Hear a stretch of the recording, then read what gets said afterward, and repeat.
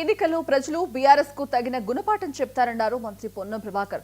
లక్షల కోట్ల అప్పు చేసి అడ్డగోలుగా కామెంట్స్ చేస్తున్నారని మండిపడ్డారు. 10 ఏళ్ల కేసీఆర్ పాలనలో జూబ్లీ హిల్స్ లో ఏమి అభివృద్ధి జరిగిందో చర్చకు రావాలని సవాల్ విసిరారు. కంటోన్మెంట్ రిజల్ట్స్ ఇక్కడ కూడా రిపీట్ అవుతోందన్నారు. తెలంగాణ రాష్ట్రాన్ని అప్పులమయం చేసి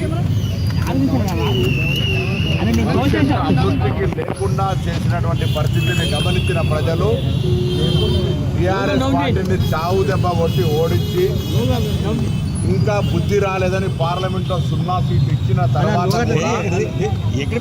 అవగాహన లేకుండా మాట్లాడుతూ ఉన్నారు.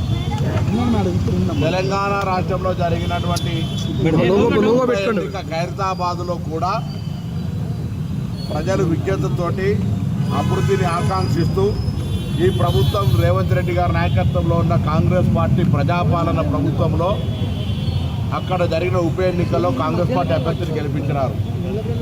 కంటోన్మెంట్లో ఇక్కడ కూడా తప్పకుండా ఈ ఉప ఎన్నికల్లో కూడా 100% ప్రజలు విజ్ఞతతోటి కాంగ్రెస్ పార్టీని గెలిపిస్తున్నారని అసహనంతో నోటుకొచ్చినట్టు మాట్లాడుతూ ఉన్నారు.